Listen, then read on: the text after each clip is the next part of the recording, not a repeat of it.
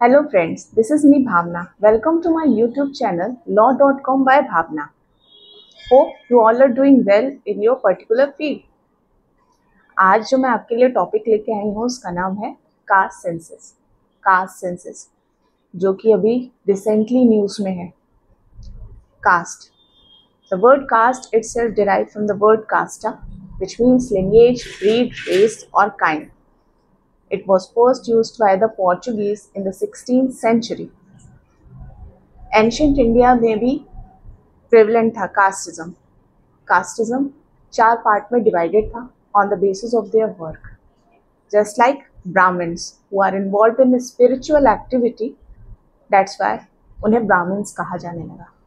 क्षत्रिय जो कि वॉरियर में इंटरेस्ट रखते थे, उन्हें क्षत्रिय कहा जाने लगा।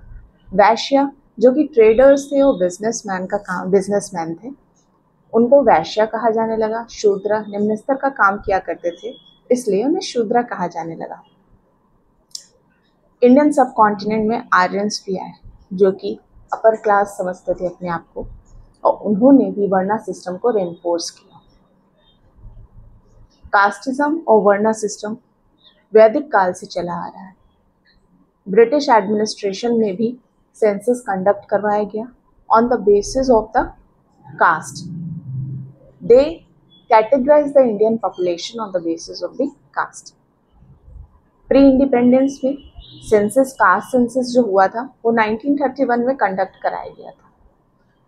पोस्ट इंडिपेंडेंस अभी तक हुआ नहीं है, बट अनाउंसमेंट की गई थी, होपफुली ये कंडक्ट करवाया जाएगा।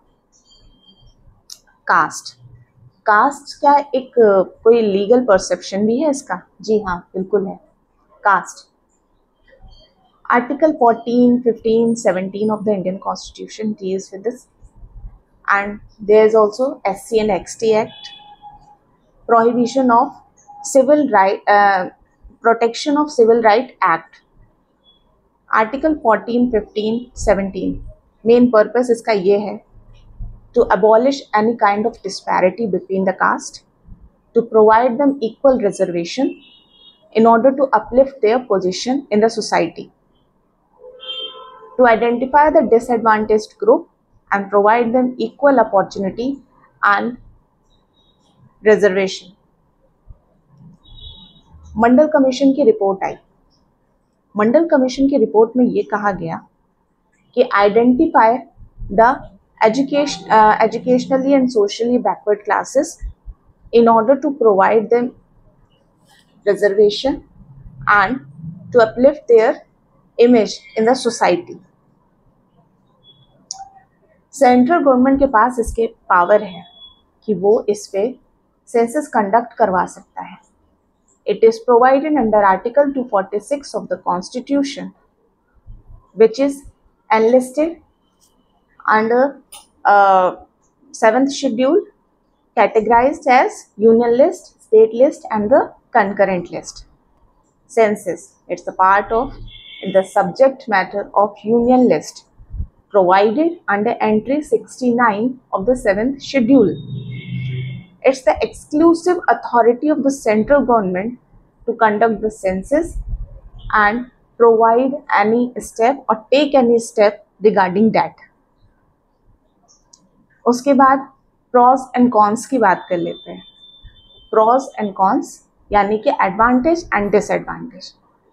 जहां हम देखते हैं कि एक एक्यूरेट डेटा हमें प्रोवाइड किया जाएगा, सोशल जस्टिस भी हो सकता है, सोशल वेलफेयर स्कीम्स प्रोवाइड किए जाएंगे in order to uplift their caste, in order to uplift their position in the society.